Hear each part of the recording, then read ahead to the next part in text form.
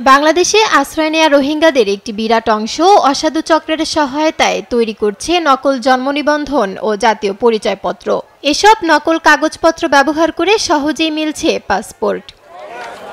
এমনই এক ঘটনা ঘটেছে কুমিল্লার ১৪ গ্রাম উপজেলায়। পুলিশ জানায়, বাংলাদেশি পাসপোর্ট ব্যবহার করে চলতি বছরের ১১ জুন ভিয়েতনামে যাওয়ার চেষ্টা করেন হুমায়রা ও শারমিন আক্তার নামে দুজন রোহিঙ্গা। তবে ঢাকার হযরত শাহজালাল আন্তর্জাতিক বিমানবন্দরে ইমিগ্রেশন পুলিশের সন্দেহ হলে তাদের ফেরত পাঠানো হয়। অনুসন্ধানে সামনে আসে কুমিল্লার ১৪ গ্রামের ইউপি সচিব ও চেয়ারম্যানের নাম।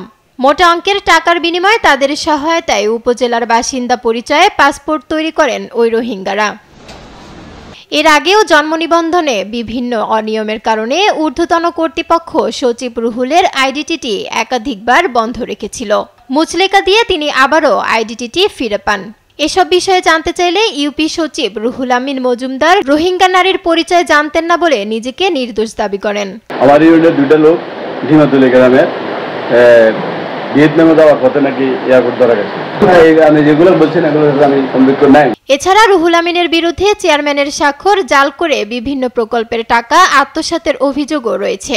এসব অভিযোগ অস্বীকার করেন ইউপি চেয়ারম্যান। আমার আইডি সে ইউজ করে ব্যবহার করে সচিব, ওনার সচিবের একটা আইডি আছে, দুইটা আইডি এসে ব্যবহার করে এগুলো যাচাই বাছাই নিবন্ধনের ব্যাপারটা যাচাই বাছাই করে পিন কপিটা আমার কাছে দিতেছে। তিনটা আইডি সমন্বয় তারা এই কাজগুলো করে। তবে কাজী খবিরউদ্দিন পলাতক থাকায় তার বক্তব্য নেওয়া সম্ভব হয়নি। এদিকে চিউড়া ইউপি সচিব রোহিঙ্গাদের জন্ম সনদ দিচ্ছেন এমন অভিযোগ জানতেন না বলছেন উপজেলা নির্বাহী কর্মকর্তা।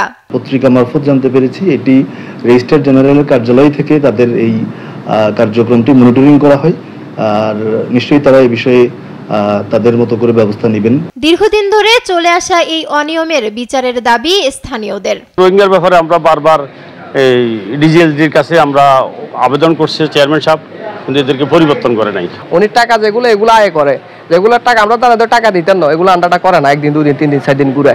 এ ঘটনার দৃষ্টান্তমূলক শাস্তি দেখতে চান স্থানীয়রা। নিউজ ডেস্ক, দেশ টিভি।